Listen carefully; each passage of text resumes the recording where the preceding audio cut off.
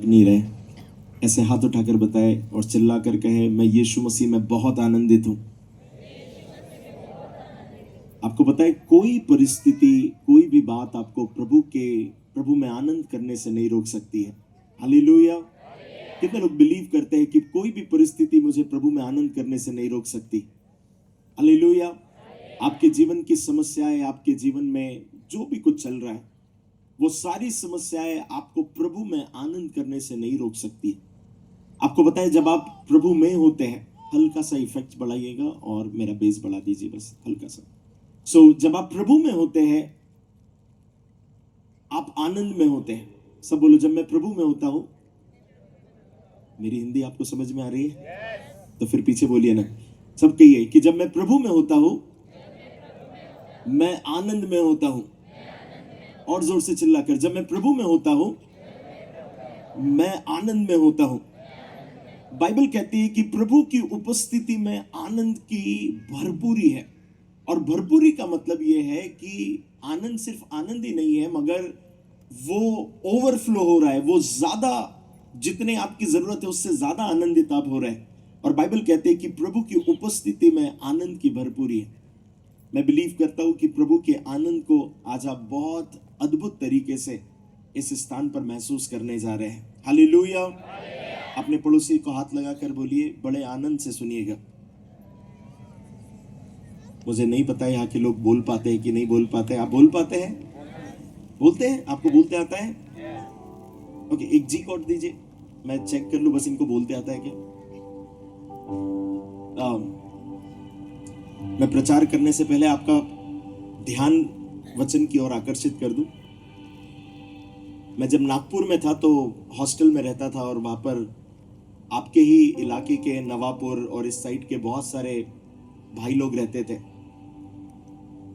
मैंने बहुत कोशिश करी कि मैं माउची भाषा सीख जाऊं, और मुझे एक शब्द के अलावा कुछ भी नहीं आया। और वो शब्द क्या था बताएं? वो हर बात में ऐसे बोलते थे, कायरा कायरा, कुछ भी होता था कायरा। तो मुझे उसका मतलब अभी तक नहीं समझ में आया, मगर वो हर बात में बोलते थे कायरा। कुछ भी बोलने के पहले मुझे उसका मीनिंग नहीं पता है, मगर ये वर्ड में सीख गया था। मगर मैं और पूछता हूं आपसे, आप मुझे थोड़ा सा सिखाइएगा, ठीक है? जी है, जी मेजर, राइट।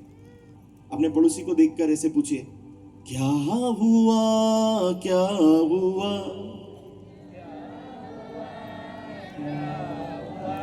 आप लोगों में आपस में झगड़ा है? तो अपने पड़ोसी को देखकर बोलिए ना, क्या हुआ, क्या हुआ? आपकी लैंग्वेज में क्या बोलेंगे इसको? काय काय होया। ओके, काय होया, काय होया। आप लोग बिल्कुल भी एक दूसरे से प्यार नहीं करते, बहुत दुश्मन है एक दूसरे के बाजू में बैठे हुए, एक दूसरे को देख भी नहीं रहे आप। हालेलुया। फिर से और एक बार, काय होया, काय होया। बहुत कठिन समस्या है। हालेलुया। चलिए जोर से हंसकर हाथों को उठाए और प्रभु को कहे, धन्यवाद, धन्यवाद यीशु तेरा धन्यवाद। कहिए जोर से,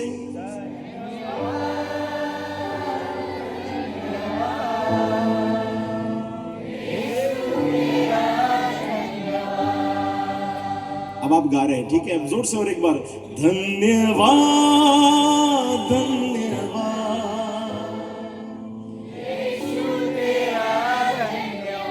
one more time, one more time, धन्यवाद,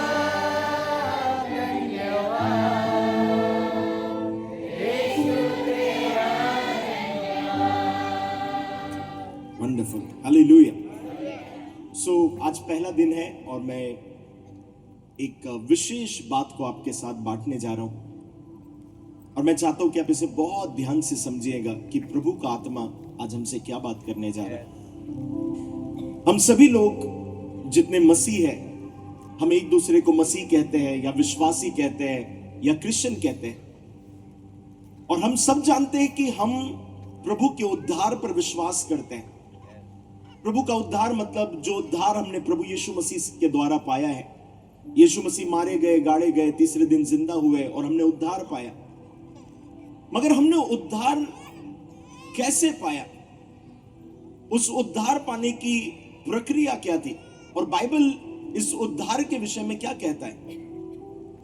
आज जिस टॉपिक पर मैं बात करने जा रहा हूं वो है सच्चा उद्धार क्या है, रियल साल्वेशन क्या है। क्योंकि कई लोगों को ये सच्चे उद्धार का मतलब नहीं पता है। हम सब लोग कहते हैं कि हम उद्धार पाए हुए हैं, हम विश्वासी हैं, हम प्रभु के उद्धार को हमने पा लिया है। मगर ये बहुत विपरीत बात हो जाती है कि उद्धार पाने से पहले भी हम वैसे ही थे और उद्धार पाने के बाद भी हम वैसे ही हैं। हमारा चाल चलन उद्धार पाने के पहले भी वैसे ही था और हमारा चाल चलन उद्धार पाने के बाद भी वैसे ही है। सो यदि उद्धार हमारे जीवन में आया है तो उद्धार आने के परिणाम हमारे जीवन में क्यों नहीं आए? सो कई लोगों को लगता है कि हमने उद्धार पा लिया है, हमने यीशु को ग्रहण कर लिया, हमें वो साल्वेशन मिल गया, उद्धार मिल गया। मगर वो सच्चा उद्धार आखिर है क्या? पता है कुछ लोगों को, कुछ मसीह लोगों को क्या लगता है? उन्हें ऐसा लगता है कि सच्चा उद्धार मतलब बस मर जाएंगे जिस दिन तो स्वर्ग जाएंगे। और कुछ लोगों को उद्धार सिर्फ इसलिए चाहिए क्योंकि मरकर स्वर्ग जाना है। जरूर बाइबल कहती है कि जब हम उद्धार पाते हैं तब हम मरने के बाद हमारा और एक जीवन है, अर्थात हम हमारे परमेश्वर के साथ उस स्वर्गीय स्थान में रहेंगे। यह बहुत सच्ची बात है। मगर उद्धार का सिर्फ मतलब यह नहीं है कि आप मरने के बाद स्वर्ग में चले जाएं। कई लोगों की गलत धारणा क्या है पता है? कि हमें उद्धार इसलिए चाहिए क्योंकि मरकर स्वर्ग जाना है, बस स्वर्ग जाना है। कितने लोग स्वर्ग जाना चाहते हैं? ऐसी नॉर्मली पूछ रहा हूं। कितने लोग आज जाना चाहते हैं? नहीं है? ओके, आज कोई नहीं। देखिए, कई लोग बोलते हैं कि मुझे स्वर्ग जाना है इसलिए उद्धार चाहिए। मगर हम स्वर्ग क्यों जाना चाहते हैं? क्या वहां पर बहुत अच्छी सड़कें हैं इसलिए? क्या वहां पर सोने के सड़कें हैं इसलिए? कि वहां पर वो स्वर्ग बहुत खूबसूरत है इसलिए? हम किस लिए स्वर्ग जाना चाहते हैं? कुछ लोग कहेंगे हम इसलिए स्वर्ग जाना चाहते हैं क्योंकि वहां पर रोना नहीं है, वहां पर दांतों का पीसना नहीं है, वहां पर प्रॉब्लम नहीं है, पति का मार खाना नहीं है, पत्नी की डांट खाना नहीं है, ये कोई समस्या नहीं है, इसीलिए बस स्वर्ग जाना है। तो कई लोगों को स्वर्ग इसलिए जाना है क्योंकि प्रॉब्लम से छुटकारा चाहिए।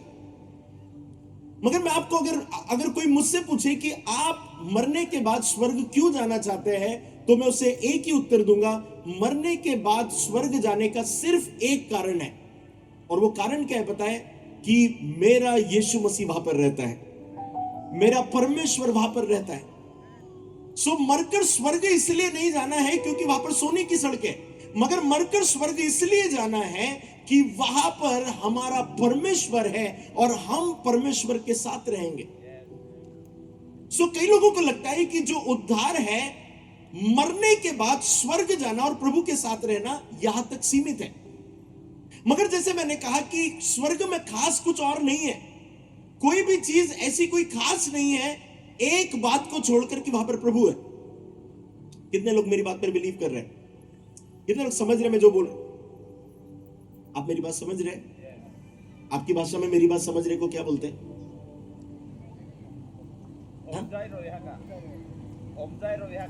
ओमजाई रहे हो का? ओके, ठीक है, मैं आखिरी दिन तक ये सीख जाऊंगा। ठीक है, सब लोग ध्यान से सुनिएगा। सो स्वर्ग जाने का मेरा मकसद ये नहीं है कि मुझे वहां पर बहुत आराम मिलेगा मैं इसलिए जा रहा हूं, मगर स्वर्ग जाने का एक अल्टीमेट उद्देश्य है कि वहां पर परमेश्वर है। सो सब लोग उद्धार के विषय में क्या बात करते हैं बताएं? कि यदि मैं मर गया तो मैं स्वर्ग जाऊंगा और मेरे जीवन से सारी की सारी समस्या निकल जाएंगी। तो उनको स्वर्ग जाना ही इसलिए है क्योंकि समस्या निकल जाएंगी। मगर मेरा उद्देश्य स्वर्ग जाने का, मरने के बाद यदि मैं स्वर्ग अगर जाना चाहता हूं तो मेरा यह उद्देश्य नहीं है कि वहां पर सोने की सड़कें। मेरे जाने का उद्देश्य है कि वहां पर मेरा परमेश्वर रहता है। हालेलुया। मगर जब आप उद्धार को और थोड़ा संक्षिप्त में समझेंगे तो मेरा आपसे कहना है, जैसे आप उद्धार पाते हैं तो वो सेम परमेश्वर जो स्वर्ग में रहता है वो आपके हृदय में आ जाता है। तो स्वर्ग का अनुभव सिर्फ आप मरने के बाद नहीं कर सकते, मगर स्वर्ग का अनुभव आप तब भी कर सकते हैं जैसे आपके अंदर स्वर्गीय पिता रहने लगता है। कितने लोग मेरी बात को समझ रहे हैं? आप आखिरी तक समझ जाएंगे मैं जो बोल रहा हूं। कई लोगों का मानना यह है कि हमें शांति स्वर्ग में मिलेगी, मगर मेरा यह मानना है कि जब हम इस पृथ्वी पर रह रहे हैं, यदि दुनिया को बनाने वाला परमेश्वर हमारे अंदर रहने लगता है, हमारे अंदर वो स्वर्ग आ जाता है। हमें मरकर तो स्वर्ग जाना ही है, परमेश्वर के साथ रहना ही है, मगर बाइबल कहती है जैसे हम उसे उद्धारकर्ता के रूप में जब हम सब लोग उसे ग्रहण कर चुके तो वो परमेश्वर, वो यीशु हमारे अंदर रहने लगता है। इसका मतलब यह है हम एक स्वर्गीय वातावरण अपने घर में, अपनी पर्सनल लाइफ में जी सकते हैं। मगर प्रॉब्लम क्या है बताएं कि हम उसका आनंद क्यों नहीं ले पा रहे? हम उस उद्धार के जो भी आशीषें हैं, हम उसका आनंद क्यों नहीं ले पा रहे? उसके पीछे एक बहुत बड़ा राज है, रीजन है, जो मैं आज आपके साथ शेयर करने वाला हूं। हम क्यों प्रभु हमारे अंदर है, तभी भी हम प्रभु के आनंद को अपने जीवन में क्यों नहीं देख पा रहे? क्यों अभी भी थोड़ी सी प्रॉब्लम आने से हम झटपटा जाते हैं? क्यों थोड़ी सी प्रॉब्लम आने से हमारे घरों में झगड़े होने लगते हैं? क्यों कुछ लोग उद्धार पाने के बाद भी नशा कर रहे हैं? क्यों कुछ लोग उद्धार पाने के बाद भी अभी भी पत्नी से झगड़ रहे हैं? क्यों कुछ लोग उद्धार पाने के बाद भी अभी भी एक्स्ट्रा मैरिटल, शादी के बाद भी संबंधों में? उसका रीजन पता है, आज मैं आपके साथ शेयर करने जा रहा हूं। पता है, बाइबल के अनुसार उद्धार पाने के लिए रिपेंट करना जरूरी है। रिपेंट का मतलब पश्चाताप। जब यीशु मसीह ने अपनी सेवकाई चालू करी, मैं अध्याय को और आयतों को नहीं पढ़ा रहा हूं, मैं नहीं चाहता कि आप बाइबल देखते रहे और हमारा समय निकल जाए, मगर जो मैं आयत बोल रहा हूं घर पर जाकर आप जरूर पढ़िएगा। जब आप बाइबल पढ़ेंगे तो आपको बाइबल में समझ में आएगा, बहुत सारी जगह पर लिखा हुआ है, मगर जब आप मत्ती इसका 4 अध्याय इसकी 17वीं आयत पढ़ते हैं, बाइबल में लिखा हुआ है कि यीशु मसीह ने अपनी सेवकाई का जब प्रारंभ किया तो इस बात को कहकर प्रारंभ किया कि पश्चाताप करो, रिपेंट करो। यीशु मसीह ने अपनी सेवकाई को जब शुरुआत किया तो लोगों के बीच में पश्चाताप का प्रचार किया, रिपेंट करने का प्रचार किया। मगर ये पश्चाताप आखिर एग्जैक्टली क्या था, वो मैं आपको समझाने की कोशिश कर रहा हूं। जब आप पश्चाताप के बारे में पढ़ेंगे, रिपेंटेंस के बारे में पढ़ेंगे, इसका ग्रीक वर्ड है, इसे जो ग्रीक वर्ड में लिखा था वो ग्रीक वर्ड है मेटानोइया। सब बोलो मेटानोइया। अरे बोलिए ना, जोर से बोलिए, मेटानोइया। और मेटानोइया का मतलब यह है, जब हमने रिपेंटेंस कहा तो ग्रीक में मेटानोइया का मतलब यह है कि अपने अंदर हमारी जो बुनियाद है उसमें, हमारी सोच में और हमारे तरीकों में बदलाव आना। मैं आपको समझा रहा हूं, बहुत ध्यान से सुनिए। जब आप रियल रिपेंटेंस की बात करते हैं, जब आप पश्चाताप की बात करते हैं, पश्चाताप का मतलब यह है आपके जीवन में जो अंदर आपके विचार हैं वो विचारों का बदल जाना, वो सोच का बदल जाना, और आप पूर्ण रूप से पाप और अच्छाई में फर्क को समझने लगते हैं। कई लोगों को लगता है कि उद्धार पाने से हमारा शरीर बदलता है। नहीं, आप उद्धार पाते हैं, आपने बपतिस्मा लिया, सारी चीजें आपने कर ली, आपका शरीर नहीं बदला, और ना ही प्रभु आपके शरीर को बदलता है। अगर कुछ बदलना चाहिए है तो वो है मेटानोइया, वो रियल रिपेंटेंस। और वो रियल रिपेंटेंस या वो रियल पश्चाताप या सच्चा पश्चाताप क्या पता है, जहां पर आपकी सोच बदलती है। आपने कभी देखा कि उद्धार पाने के बाद किसी का शरीर बदल गया, काले से गोरा हो गया, गोरे से काला हो गया, दुबले से मोटा हो गया, मोटे से दुबला हो गया? ऐसा कुछ नहीं हुआ। उसके शरीर में कोई बदलाव नहीं आता है। अगर बदलाव आना चाहिए तो उसकी सोच में बदलाव आना चाहिए। जब तक आपकी सोच नहीं बदलती है तब तक आपके जीवन में एक अच्छा परिणाम और बदलाव नहीं आता।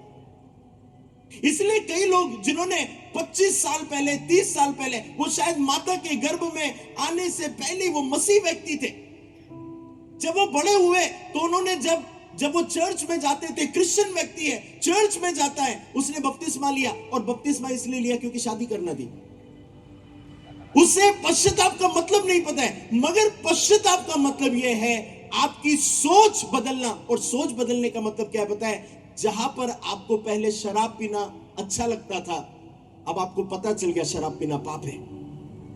जहां पर आपको लगता था कि पहले गाली देना अच्छा है, मगर क्योंकि आपकी सोच बदली है, अब आप समझ गए गाली देना बुरा है। पहले आपको मूवी के गाने गाना अच्छे लगते थे, आपको लगता था इसमें कोई प्रॉब्लम नहीं है, मगर जैसे उद्धार आपके जीवन में है, आप समझ गए मैं जब भी अपने मुंह से ये गंदी चीजों को कहूंगा, ये एक तरीके से मेरे जीवन में बुराइयों को लेकर आएंगे। सो जब रियल रिपेंटेंस, जब सच्ची में पश्चाताप आपके जीवन में आता है, आपका शरीर नहीं, आपकी सोच बदलती है। और जब सोच बदलती है, आप अपने विचारों को पूर्ण रूप से बदलने लगते हैं, और बदलते समय आप प्रभु के वचन के अनुसार चलने लगते हैं। मेटानोइया का मतलब है हमारी सोच बुनियादी तौर पर बदल जाए, हमारे विचार बुनियादी तौर पर बदल जाए। कई लोगों को लगता है रिपेंट करने का मतलब है माफी मांगना। मुझे नहीं पता आपके यहां पर, मगर हमारे शहरों में छोटा छोटा बच्चा सॉरी बोलना जानता है हर चीज के लिए। उसने कुछ तोड़ दिया, सॉरी पापा। उसने कुछ खाना फेंक दिया, सॉरी पापा।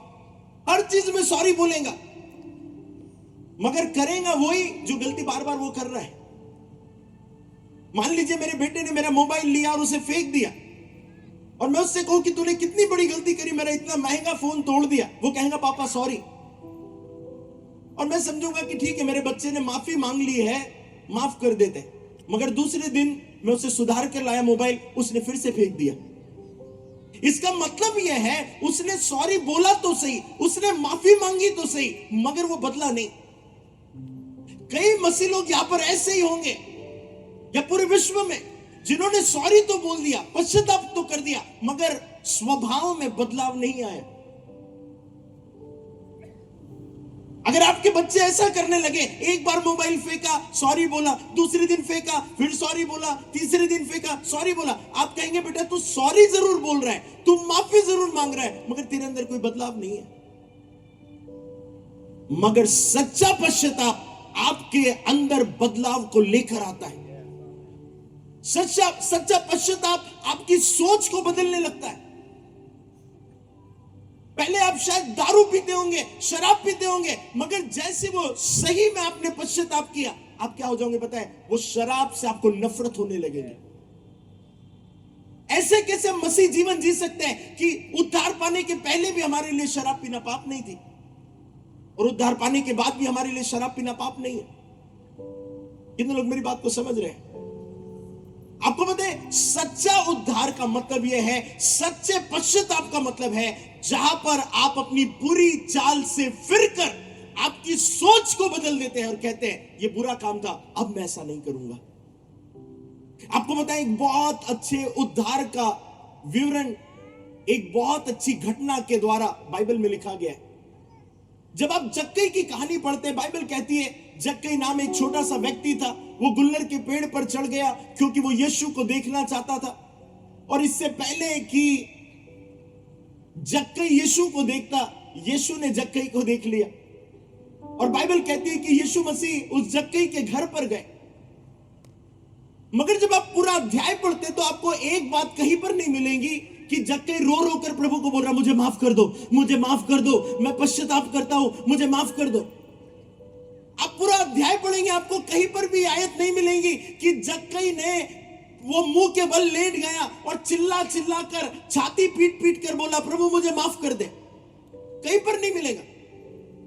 मगर बाइबल क्या कहती है बताए? जक्कई ने यीशु से कहा, मैंने किसी का यदि 2 गुना ले लिया है तो मैं 4 गुना फेर देता हूं।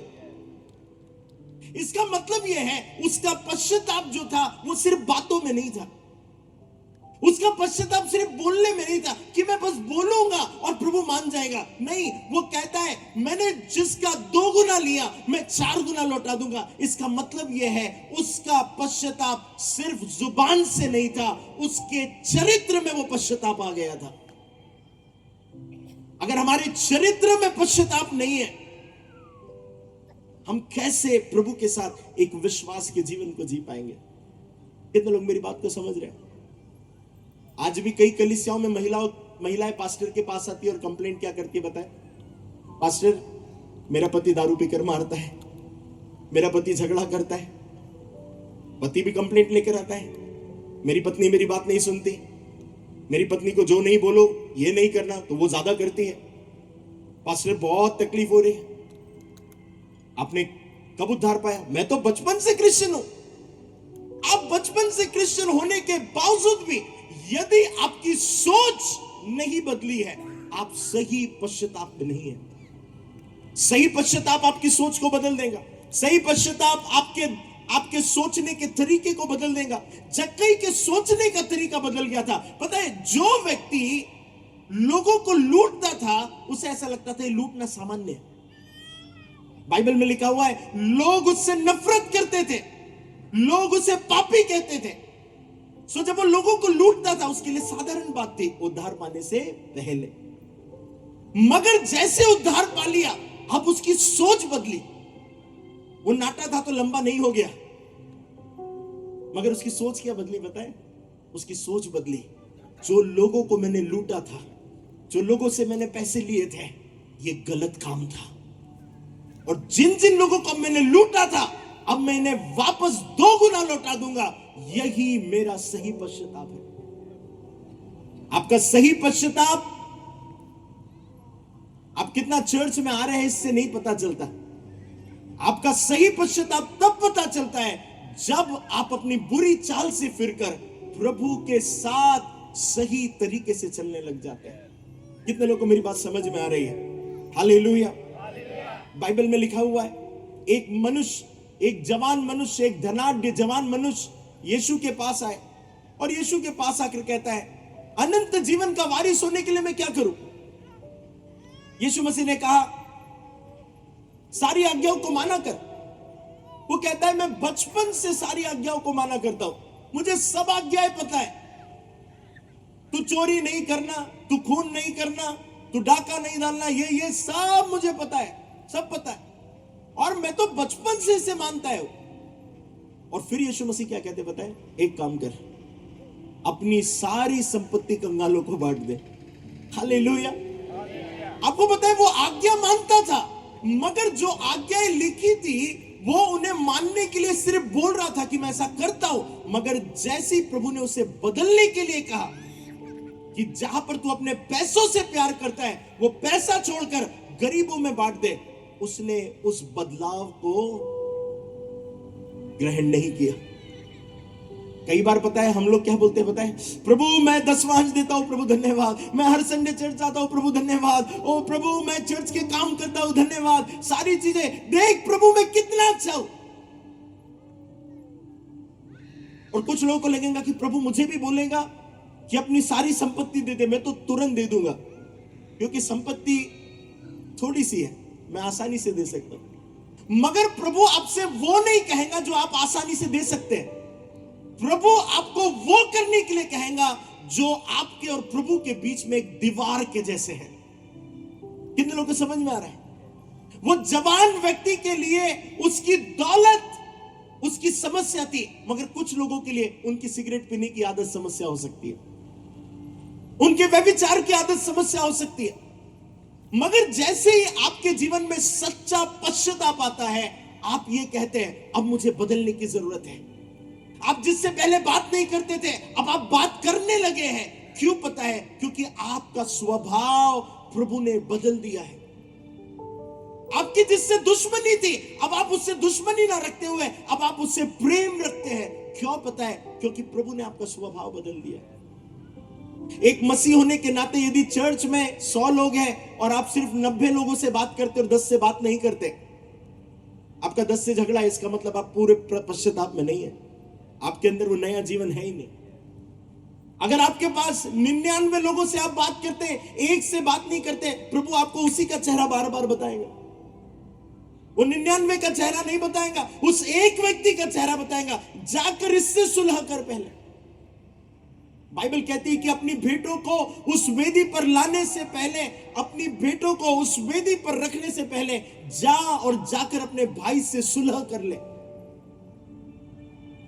तेरा भाई जिससे तूने देखा है, यदि तू उससे प्रेम नहीं करता, तू जिसे मुझे तूने देखा नहीं है, तू मुझसे कैसे प्रेम करेगा? एक सच्चा पश्चाताप आपकी सोच को बदलता है, आपके शरीर के किसी अंग को नहीं।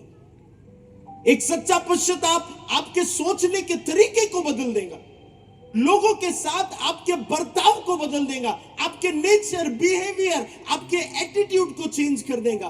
क्यों पता है? क्योंकि सच्चा पश्चाताप आपके जीवन में आया। कितने लोगों को मेरी बात समझ में आ रही है? हालेलुया।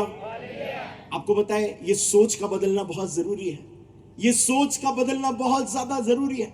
बाइबल कहती है कि जब इजरायली लोग उस मिस्र देश की गुलामी में से निकले, वो मिस्र देश से निकल तो गए थे मगर सोच नहीं बदली थी।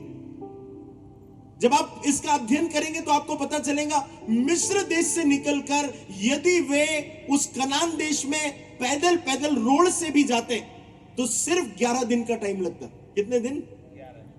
मगर लगे कितने? 40 साल, और उसमें भी सब लोग नहीं पहुंच पाए। पता है उसका कारण क्या था? वो मिस्र में से तो निकल गए थे मगर मिस्र की बुराइयां उनके अंदर से नहीं निकली थी। कई लोग प्रभु के साथ आ तो गए मगर बुराइयां छोड़ी नहीं। कितने लोग मेरी बात को समझ रहे हैं? हालेलुया। जब तक आपके अंदर से वो बुराइयां नहीं निकलती, वो सच्चा पश्चाताप नहीं होता, तब तक आपकी सोच नहीं बदलेंगे। आपको पता है एक भारतीय नागरिक होने के नाते आपको आपके देश के लिए आशीष बनने का कारण बनना है। आपको इस देश के लिए आशीष बनना है। आपको आपके गांव, आपके शहर के लिए, आपके इस देश के लिए आशीष का कारण बनना है। क्यों पता है? क्योंकि प्रभु ने आपको इस देश में रखा हुआ है। मगर जब तक आपकी सोच नहीं बदलेंगी, आप एक अच्छे इंसान नहीं बदलेंगे। और यदि आप एक अच्छे इंसान नहीं बने, आप कभी भी आपके देश के लिए लाभदायक नहीं रहेंगे। कितने लोगों को मेरी बात समझ में आ रही है? हालेलुया। बाइबल कहती है एक स्त्री यीशु मसीह को याकूब के कुएं के पास मिली। वो एक ऐसी स्त्री थी जिसके 5 पति हो चुके थे और जिसके साथ वो रह रही थी वो भी उसका नहीं था। और आप सभी को ये घटना पता है। मगर यीशु मसीह उससे कहते हैं, सुन, तेरे 5 पति हो चुके हैं और जिसके साथ तू रह रही है वो भी तेरा नहीं है। इसका मतलब क्या था पता है? उसने पहली शादी की होंगी, उसको वो बंदा समझ में नहीं आया, दूसरी नहीं समझ में आया, तीसरा, चौथा, 5वां, वो सबको छोड़ने के बाद अभी 6वें के साथ रह रही होंगी। इसका मतलब था ये एक ऐसी स्त्री थी जो लोगों के बर्ताव के कारण शायद पहला मारता होगा, शायद दूसरा वाला जो है वो नशा करता होगा, सारी तरीके से प्रॉब्लम में थी और उससे कोई भी परफेक्ट व्यक्ति नहीं मिल रहा था। पता है हमारे जीवन में भी ऐसे ही होता है। हम कई बार उत्तम ढूंढने की कोशिश करते हैं मगर हम हर बार फेल होते जाते हैं। ये महिला अपने जीवन में एक असंतुष्ट जीवन जी रही थी। इसकी सोच ये थी कि वो लोगों में प्रभु के प्रेम को ढूंढ रही थी, वो लोगों में प्रेम को ढूंढ रही थी, वो लोगों में अच्छाई को ढूंढ रही थी, वो लोगों में सच्चाई को ढूंढ रही थी। मगर बाइबल कहती है, यीशु मसीह ने उससे कहा कि जो जल मैं तुझे दूंगा फिर तू कभी प्यासी नहीं रहेंगी। ये प्यास सिर्फ नॉर्मल पानी वाली प्यास नहीं थी। ये प्यास क्या थी पता है? कि अब से तू मेरे द्वारा सेटिस्फाइड रहेंगी, संतुष्ट रहेंगी। अब तुझे लोगों से प्यार ढूंढने की जरूरत नहीं, तू मेरे प्यार में आनंदित रहेंगी। एक सच्चा पश्चाताप आपके जीवन में प्रभु की संतुष्टि को लेकर आता है। फिर आपके पास पैसे हो या ना हो, आप संतुष्टि में जीवन जीते हैं। आपके पास ज्यादा पैसे हो, आपके पास कम पैसे हो, आप संतुष्टि में जीते हो, क्योंकि आपके जीवन के अंदर प्रभु की शांति है। आप मेरी बात समझ रहे हैं? हालेलुया। मगर वो सच्चा पश्चाताप कब आएगा? वो सच्चा पश्चाताप तब आएगा जब आपकी सोच बदलेंगी। अब ऐसे अपने सर पर हाथ लगाइए, बोलो मेरी सोच बदलना जरूरी है। सब बोलो मेरी सोच बदलना जरूरी है। ऐसे ऐसे हाथ लगाइए ना, कुछ लोग अपने बाल पर हाथ लगा रहे, बाल की हेयर स्टाइल बदल जाएंगी। ऐसे ऐसे लगाइए, ऐसे ऐसे हाथ लगाकर बोलिए मेरी सोच बदलना चाहिए। चिल्ला कर बोलिए मेरी सोच बदलना चाहिए। जोर से बोलिए मेरी सोच बदलना चाहिए। आपको बताएं, जब मूसा उस प्रॉमिस लैंड में, उस वायदे के देश में जाने वाला था, इससे पहले कि वहां पर जाए, उसने 12 लोगों को पहले भेजा कि जाओ और जाकर देख कर आओ वो देश कैसा है। 12 लोग गए और 12 लोग वापस जब आए, रिपोर्ट लेकर आए कि वो देश कैसा है। तो 10 लोग कहते हैं वो देश बहुत सुंदर है, वो देश बहुत ज्यादा सुंदर है, वहां के लोग बहुत अच्छे हैं, सब कुछ अच्छा है, वहां के फल बहुत अच्छे हैं, सब कुछ अच्छा है, मगर वहां के लोग इतने शक्तिशाली है, हम उन पर कभी भी चढ़ाई नहीं कर सकते। मूसा ने यहोशू और कालेब से पूछा, तुम बताओ तुम क्या देखकर आए। वो भी कहते हैं ये देश बहुत सुंदर है, यहां के फल बहुत अच्छे हैं, यहां पर सब कुछ अच्छा है और लोग भी बहुत शक्तिशाली है, मगर यदि प्रभु चाहे तो हम आज ही उसे अपने वश में कर सकते हैं। पता है, 10 लोग बोल रहे हैं कि वो देश अच्छा है, मगर हम उसे पा नहीं सकते, और 2 लोग कह रहे हैं कि वो देश बहुत अच्छा है और प्रभु के द्वारा हम उसे आज ही पा सकते हैं। कहने का मतलब यह था, 10 लोगों की सोच अलग थी, 2 लोगों की सोच अलग थी। 10 लोगों की सोच वो भय वाली और प्रभु पर डाउट करने वाली थी, इसलिए वो कनान देश में नहीं गए। यहोशू और कालेब जो प्रभु पर विश्वास कर रहे थे, उनकी सोच अलग थी, उनके सोचने का तरीका अलग था। जैसी उसकी सोच बदली, जैसे उन्होंने सही सोचा, यहोशू और कालेब उस प्रॉमिस लैंड में चले गए। बताइए, ये इजरायली लोग 40 साल तक वहां पर क्यों घूमते रहे? उसके पीछे रीजन था। वो बार बार परमेश्वर से कहते थे, हमें तो क्यों निकाल कर लेकर आया, हमें तो क्यों निकाल कर लेकर आया। कुड़कुड़ाने वाली आदत। प्रभु को इस बात के लिए धन्यवाद नहीं दे रहे कि हम वो मिस्र देश की गुलामी में थे, वहां पर हमें ऐसा काम करना पड़ता था, हम इतनी गुलामी में थे, तूने हमें निकाल कर लेकर आया, हम तुझे धन्यवाद देते। वो धन्यवाद देना छोड़ दिया, मगर कुड़कुड़ा रहे। आजकल कई मसीह लोग ऐसे ही है, जो है उसके लिए धन्यवादित नहीं है, मगर जो नहीं है उसके लिए दिन भर कुड़ कुड़ कुड़ कुड़ कुड़ कुड़ कुड़। कुकड़ी होती है ना, मुर्गी को क्या बोलते हैं इधर? कुकड़ी बोलते हैं। हालेलुया। कुड़ कुड़ कुड़ कुड़ कुड़ कुड़ कुड़। हर चीज में पसीना आ रहा है तो भी कुड़ कुड़, ठंडी लग रही है तो भी कुड़ कुड़, चेयर पर बिठाया तो भी कुड़ कुड़, नीचे बिठाया तो भी कुड़ कुड़, स्टेज पर बिठाया तो भी कुड़ कुड़, नीचे बिठाया तो भी, जहां देखो और कुड़ कुड़ कुड़ कुड़ कुड़। इसका मतलब क्या है बताएं? किसी भी चीज में संतुष्ट नहीं होना, और इनके आशीषित नहीं होने का, उस प्रॉमिस लैंड में नहीं जाने का कारण क्या था बताएं? इनकी सोच नहीं बदली थी। और वो सोच क्या नहीं बदली थी बताएं? सब लोग इधर देखिए, उनकी सोच क्या नहीं बदली थी बताएं? अभी भी मूसा के विरोध में बात कर रहे थे। मेरी बात आप सुन रहे हैं? बताएं, जो लोग सही पश्चाताप करते हैं, वो घर पर जाकर अपने पास्टर के वचन की बुराई नहीं करते। हालेलुया। आप अभी भी सुन रहे हैं? वो घर पर जाकर ऐसी बात नहीं करते, आज का वचन अच्छा नहीं था यार, मजा नहीं आया, आज मजा नहीं है। अरे तू मजे के लिए चर्च गया था, आज आज आज है ना, कुछ महसूस नहीं हुआ। ओके, आज ही वो जो वर्शिप टीम का गाने वाला था ना, वो आज अच्छे से नहीं गा रहा था। हर चीज में कुड़कुड़ाना। अगर आप सच में आपकी सोच बदली है, इसका मतलब यह है आप छोटी छोटी चीजों के लिए प्रभु को धन्यवाद देंगे। प्रभु धन्यवाद देते आपने मुझे इस मीटिंग में लेकर आए, प्रभु धन्यवाद देते आपने मुझे यहां पर खड़ा किया, प्रभु धन्यवाद देते आप मेरे साथ हैं, प्रभु धन्यवाद देते आपने ये सारी चीजें। आप हर बातों में थैंकफुल होंगे। क्यों पता है? क्योंकि आपकी सोच बदली। अगर आपकी सोच नहीं बदली तो आपका जीवन कैसे बदलेगा? सब बोलो मेरी सोच बदलना बहुत जरूरी है। चिल्ला कर बोलिए मेरी सोच बदलना जरूरी है। जोर से बोलिए ना, मेरी सोच बदलना बहुत जरूरी है। उद्धार पाने के बाद किसी का शरीर बदलता है क्या? कोई काले से गोरा, गोरे से काला हो जाता है? नहीं, कोई नहीं होता। उद्धार बदलने के बाद सोच बदलती है। जिस तरीके से आप पहले सोचते थे वो सोचना, और ये सोचना, अब इसमें जमीन आसमान का फर्क है। आप मेरी बात समझ रहे हैं? पता है, जब वो सोच आपकी बदलती है, वो जीसस का, वो यीशु मसीह का कैरेक्टर आपके अंदर आने लगता है। स्वभाव। पता है, कई लोग प्रभु को जानने के बाद भी शैतान से ऐसे डरते रहते हैं, मगर बाइबल कहती है शैतान का सामना करो, वो भागेगा। आप मेरी बात सुन रहे हैं? आपके जीवन में प्रॉब्लम आई, आप डर रहे हैं। आपके जीवन में समस्या आई, आप डर रहे हैं। क्यों पता है? क्योंकि आपके अंदर वो कॉन्फिडेंस नहीं है कि प्रभु हमारी ओर है, प्रभु हमारे साथ है, प्रभु हमारे अंदर है। वो जैसे वो कॉन्फिडेंस आपके अंदर आएगा, आपको पता चल जाएगा प्रभु मेरे अंदर है, प्रभु मेरे अंदर है, प्रभु मेरे अंदर है, प्रभु मेरे अंदर है। प्रॉब्लम आई है, मैं नहीं डरूंगा, प्रभु मेरे अंदर है।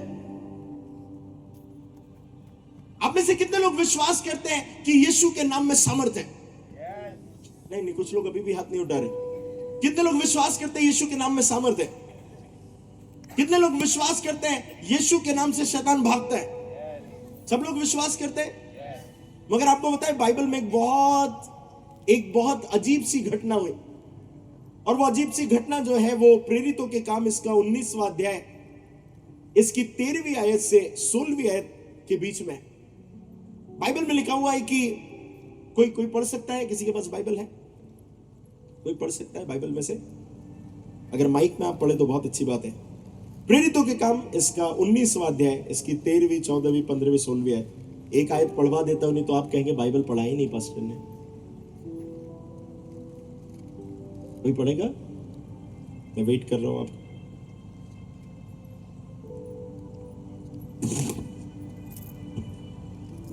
प्रेरितों के काम इसका 19वां अध्याय 13वीं आयत से लेकर तो 16वीं आयत तक मैं आपके लिए पढ़ देता हूं, ठीक है? परंतु कुछ यहूदी जो झाड़ा फूकी करते फिरते थे, यह कहने लगे कि जिनमें दुष्टात्माएं हो उन पर यीशु मसीह का नाम यह कहकर फूके, जिस यीशु का प्रचार पौलुस करता है, मैं तुम्हें उसी की शपथ देता हूं। और सिक्वा नाम के एक यहूदी महायाजक के 7 पुत्र थे जो ऐसा ही करते थे। एक महायाजक था, उसके 7 पुत्र थे, वो ऐसे ही करते थे। पर दुष्टात्मा ने उनको उत्तर दिया, यीशु को मैं जानती हूं और पौलुस को भी पहचानती हूं, परंतु तुम कौन हो? हालेलुया। यहां पर एक महायाजक के 7 बेटे थे और वो यीशु मसीह का नाम लेकर उन शैतान की योजनाओं को खत्म कर रहे थे। आप मेरी बात समझ रहे मैं क्या कह रहा हूं? हालेलुया। तो यीशु का नाम ले रहे थे और दुष्टात्माओं को निकालने की बात कर रहे थे। नाम यीशु का ही ले रहे थे। अरे हाँ या ना? किसका नाम ले रहे थे? अरे जोर से बोलिए ना, किसका नाम ले रहे थे? जोर से बोलिए, किसका नाम ले रहे थे? तो दुष्टात्मा निकलनी चाहिए थी। अरे हाँ या ना? अरे बोलो, निकलना चाहिए थी। क्यों पता है? क्योंकि वो यीशु का नाम ले रहे थे और हमने बाइबल में पढ़ा है कि यीशु के नाम में सामर्थ है। तो इन्होंने यीशु का नाम लिया, मगर वो दुष्टात्माएं नहीं निकली। और वो पलट कर क्या बोलती है बताए? पौलुस को हम जानते हैं, यीशु को हम जानते हैं, तू कौन है? और बाइबल कहती है उन दुष्टात्माओं ने उन्हें दौड़ा कर भगाया उन्हें। हालेलुया। आप मेरी बात समझ रहे? मगर सोचने की बात यह है कि जब ये यीशु का नाम ले रहे थे तो दुष्टात्मा निकली क्यों नहीं? आप मेरी बात सुन रहे हैं? आप मेरी बात सुन रहे हैं? जब आप ग्रीक वर्ड को पढ़ते हैं और जब नाम की बात आती है तो नाम का मतलब होता है कैरेक्टर, और कैरेक्टर का हिंदी मतलब होता है आपका चरित्र, आपका स्वभाव। तो जब भी कोई यीशु का नाम लेकर कुछ करता है मगर यीशु का चरित्र उसके अंदर नहीं है या फिर यीशु उसके अंदर नहीं है, तो शैतान वही पूछेगा, पौलुस को मैं जानती हूं, यीशु को मैं जानती हूं, तू कौन है? हालेलुया। पता है कई क्रिश्चियन लोग हैं ना, शैतान को ऐसे बाइबल दिखा के डराते। पता है ऐसे शैतान अगर आ गया ना, आपने मूवी में देखा होगा ना, पिक्चर में, तो बाइबल से ऐसे डराते हैं। देखो इससे भूत निकल जाएगा, इससे मेरी प्रॉब्लम दूर हो जाएगी, बाइबल दिखाते हैं। सुनो भाई साहब, बाइबल दिखाने से शैतान नहीं डरता। कितने लोगों को समझ में आ रहा है? बाइबल दिखाने से शैतान नहीं डरता। अब आप बोलेंगे मैं काम करता हूं, मैं क्रूस को गले में लटका लेता हूं, उससे तो डरेगा। फिर से कह रहा हूं, क्रूस लगाने से भी शैतान नहीं डरता। चलो एक काम करूंगा, मैं यीशु का नाम लूंगा, तो बात वही हो जाएगी। अगर यीशु का चरित्र हमारे अंदर नहीं है, यदि यीशु हमारे अंदर नहीं है, हम शैतान को कितना भी उसका नाम लेकर डराएंगे वो नहीं निकलेगा। अगर ऐसा रहता तो सभी लोग करते ना ऐसा। मगर पता है, जब आप सही में पश्चाताप करते हैं, वो यीशु का स्वभाव आपके अंदर आ जाता है। फिर आप अपने शत्रुओं से प्रेम करने लगते हैं। फिर आप अपने शत्रुओं को वैसे जवाब नहीं देते जैसे दुनिया के लोग देते हैं। आप उन शत्रुओं को भी गले लगा लेते हैं। कितने लोगों को मेरी बात समझ में आ रही है? सच्चा पश्चाताप आपके जीवन में बदलाव को लेकर आता है। पास्टर, मैं प्रभु को जानने के बाद भी पत्नी को मारता था, आज भी मारता हूं, बदलाव नहीं है। पास्टर, मैं पहले भी शराब पीता था, अब भी शराब पीता हूं, बदलाव नहीं है। मैं पहले भी सिगरेट पीता था, अब भी सिगरेट पीता हूं, बदलाव नहीं है। सबसे पहले जब आपकी सोच बदल गई, और जैसी सोच बदल गई, सब कुछ बदल गया। अब आप पाप को करने से आपको नफरत होने लगेंगे। आप जैसे पाप देखोगे, आप पाप के पास से भागोगे।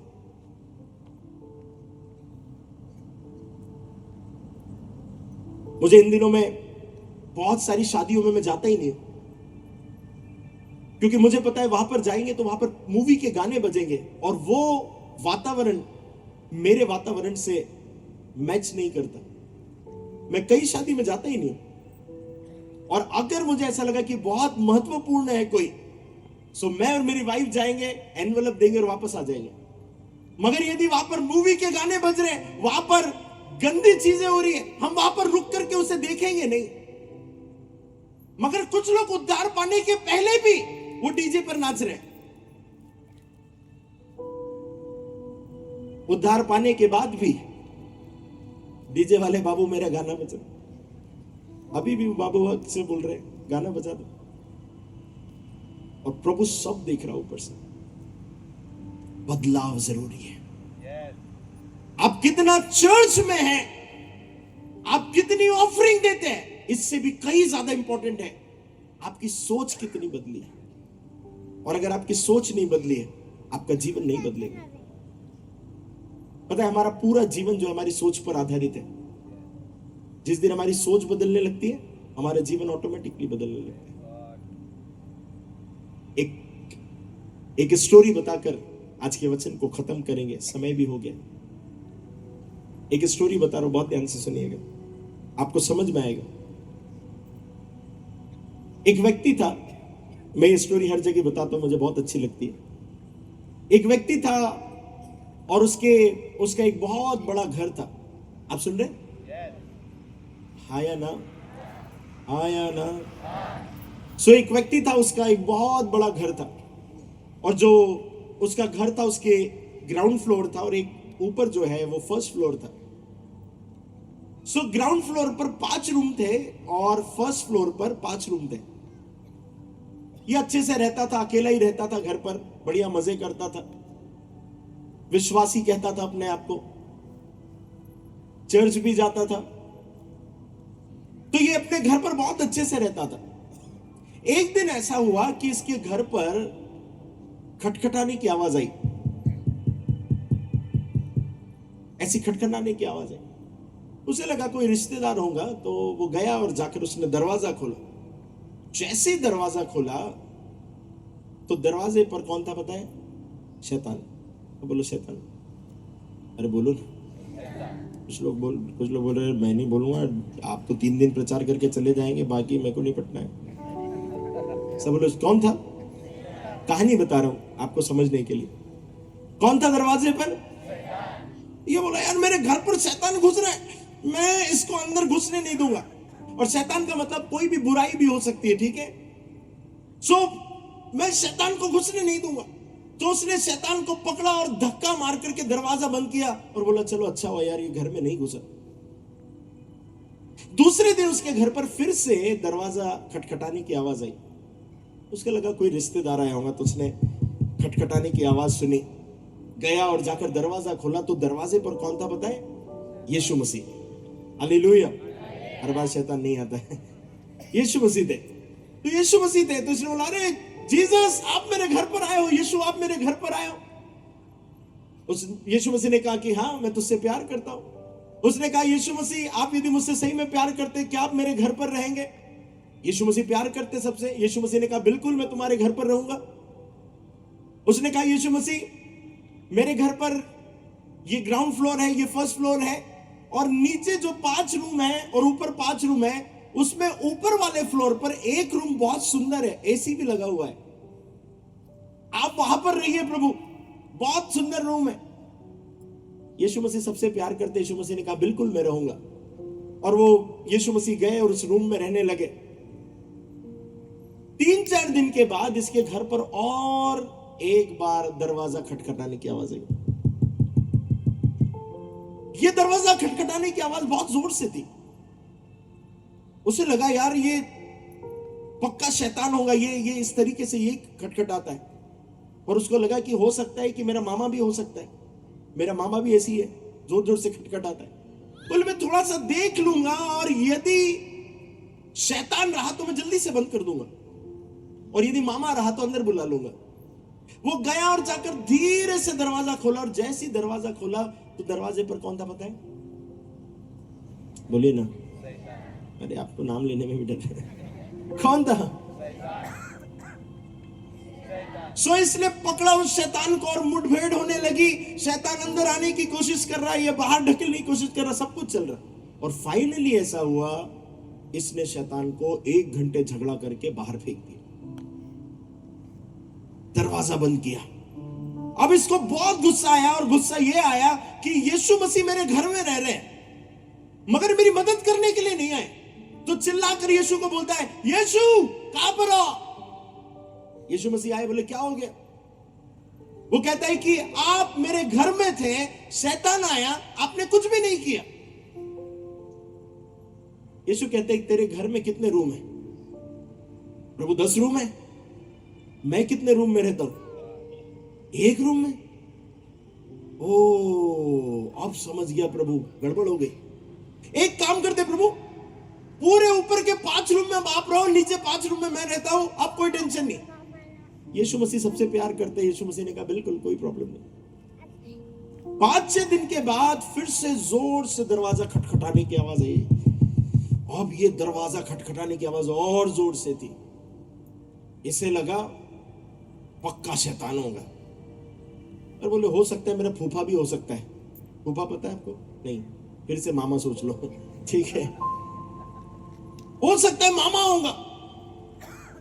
धीरे से खोलूंगा, और अगर मामा रहा तो अंदर, शैतान रहा तो बाहर कर दूंगा। और जैसी दरवाजा खोला, कौन था पता है? अरे बोलो ना, अरे बोलो ना जोर से, हालेलुया। जैसे उसने शैतान को देखा, बहुत मुठभेड़ हुई। 5 मिनट, 10 मिनट, 1 घंटा, 2 घंटा, 3 घंटे हो गए, और बड़ी मुश्किल से उसने शैतान को बाहर फेंका, दरवाजा बंद किया। अब तो इसके गुस्से का ठिकाना नहीं था। जोर से चिल्लाकर बोलता है यीशु कहां पर हो? 5 रूम आपको दे दिए, 5 रूम में मैं रह रहा हूं, आप मेरी मदद करने के लिए नहीं आए। यीशु मसीह आए और पूछे तेरे घर में कितने रूम है? वो कहता है प्रभु गलती हो गई, अब समझ में आया प्रभु, अब समझ में आ गया, पक्का समझ में आ गया प्रभु। एक काम करते, आज से 9 रूम में आप रहो, 1 रूम में मैं रहूंगा। पूरे 9 रूम आपके प्रभु, 1 रूम में मैं रहूंगा। यीशु मसीह सबसे प्यार करते हैं। यीशु मसीह ने कहा ठीक है, कोई प्रॉब्लम नहीं। यीशु मसीह उसके घर पर रहने लगे। 10 दिन के बाद फिर से जोर जोर से दरवाजा खटखटाने की आवाज आई। अब ये व्यक्ति बहुत डर गया। अब क्या होगा, अब क्या होगा? मैं काम करता हूं, धीरे से देखता हूं, शैतान रहेगा तो बंद कर दूंगा और घुसने नहीं दूंगा। गया, दरवाजा धीरे से खोला, और सही में उस वहां पर कौन था पता है? शैतान था। बहुत झगड़ा करने के बाद 3-4 घंटे के बाद शैतान को बाहर फेंका। अब ये अंदर आया और चिल्ला चिल्ला कर यीशु को बोलने लगा, यीशु तू कहां है? तू सुनता नहीं, तू देखता नहीं, मैं कितनी प्रॉब्लम में था, मैं कितनी समस्या में था, तुझे दिखता नहीं है प्रभु। आपको नहीं लगता कुछ विश्वासियों की प्रार्थना ऐसी होती है? तू देख नहीं रहा, तू सुन नहीं रहा। ये भी वैसी प्रार्थना करके बोलने लगा, यीशु तुझे दिख नहीं रहा है, मैं प्रॉब्लम में हूं, शैतान आ रहा था। यीशु मसीह आए और पूछते, तेरे घर में कितने रूम हैं? हाँ प्रभु, अब समझ में आया। प्रभु मेरे घर में 10 रूम है, आपको मैंने 9 रूम दिए थे, एक में मैं रह रहा था, मगर प्रभु आज से ऊपर के 5 रूम भी आपके, नीचे के 5 रूम भी आपके, इतना ही नहीं पूरा घर आपका, और ये रही घर की चाबी। आज तक आप मेरे साथ रह रहे थे, मगर आज से मैं आपके साथ रहूंगा, ये पूरा घर आपका। हालेलुया। यहाँ के लोग ताली भी नहीं बजाते हैं, धन्यवाद प्रभु। हालेलुया। मुझे लगता है यहाँ पर बटन दबाना पड़ता है, अब ताली बजाओ, अब हाथ उठाओ, अब हालेलुया। ओके ठीक है, तीसरे दिन तक हम सीख जाएंगे। हालेलुया। बोलो यीशु मसीह की। तीसरा जय आने तक तो आपको जोर से, तीसरा जय और जोर से आना चाहिए। बोलो यीशु मसीह की। हालेलुया। अब ये यीशु मसीह का घर हो गया, यीशु मसीह इसमें रहने लगे और ये व्यक्ति यीशु के साथ रहने लगा। नेम प्लेट चेंज हो गई, यीशु का घर हो गया। अब क्या हुआ बताएं? 1 महीने के बाद फिर से दरवाजा खटखटाने की आवाज आई, और वो अब बहुत खतरनाक थी। ये व्यक्ति समझ गया ये हो ना हो शैतान है, अब तो ये मुझे परेशान करेगा, मैं 3 घंटे 4 घंटे लड़ूंगा, बहुत परेशान हो जाऊंगा। इधर कूदने लगा, उधर कूदने लगा, परेशान होने लगा, जोर जोर से चिल्लाने लगा।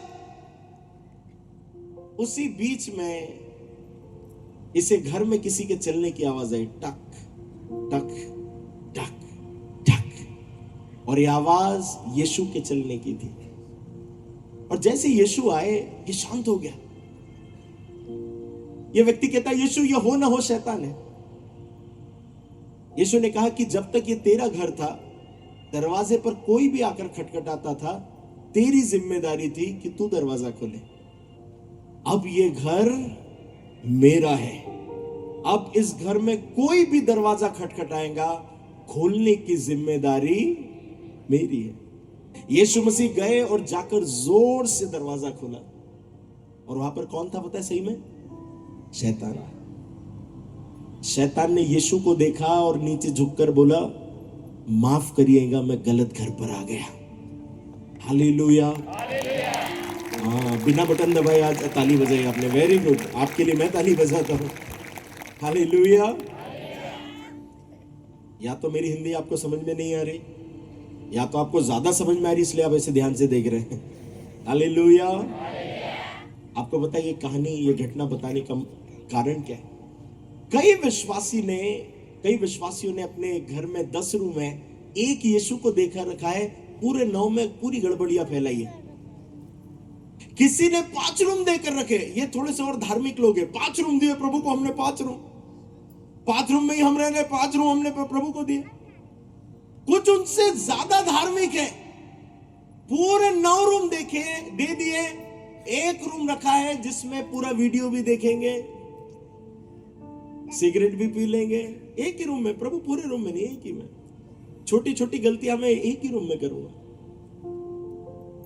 मगर आपको पता है, जब तक आप अपना 100% पूर्ण रूप से हृदय प्रभु के हाथ में नहीं दे देते, उस शैतान आपके पीछे पड़ा रहता है। मगर जब आप एक मसीह होने के नाते प्रभु के चरित्र को अपने अंदर लेकर चलते हैं, तो शैतान और शैतान की योजनाएं आपसे कांपेंगी। वो पाप आपसे दूर रहेगा, वो पाप की योजनाएं आपसे दूर रहेंगी। आपको क्या करने की जरूरत है पता है? आपको प्रभु में स्थिर रहने की जरूरत है, प्रभु के चरित्र में स्थिर रहने की जरूरत है। आप मेरी बात समझ रहे हैं? मैंने अपने घर की चाबियां, मैंने अपनी जिंदगी की चाबियां, मैंने अपने संपूर्ण जीवन के परिस्थितियों की चाबियां यीशु के हाथ में दे दी है। अब जो शैतान करे प्रभु निपटेगा, मैं क्यों निपटूं? कुछ लोग खुद ही लड़ रहे शैतान से। नहीं नहीं, आपको फाइट करने की जरूरत नहीं है। यीशु मसीह, परमेश्वर ने यहोशापात से कहा, तुझे लड़ना नहीं है, तुझे सिर्फ जाकर खड़े रहना है, तेरी ओर से मैं लड़ूंगा। आपकी खराब परिस्थितियों से यहोवा लड़ेगा, आपके समस्याओं से यहोवा लड़ेगा। आपको सिर्फ प्रभु में खड़े रहने की जरूरत है, मगर वो प्रभु को अपने अंदर स्थान देकर, प्रभु आप मेरे बिहाफ में, आप मेरे द्वारा, प्रभु आप मेरे मुझ में से होकर आप लोगों से बात करें, आप काम करें। क्या हम ऐसा कर सकते हैं? हालेलुया। आइए अपने स्थानों पर खड़े हो जाए और एक छोटी सी प्रार्थना करेंगे और आज के वचन को हम यहीं पर समाप्त करेंगे। कल हम लोग मिलने वाले हैं और प्रभु के वचनों में से कुछ बातों को सीखेंगे। कलीसिया के विषय में, आपके व्यक्तिगत मसीह जीवन के विषय में मैं बिलीव करता हूं कि प्रभु आपके जीवन में कुछ बेहतर करेंगे। अपनी आंखों को बंद करें।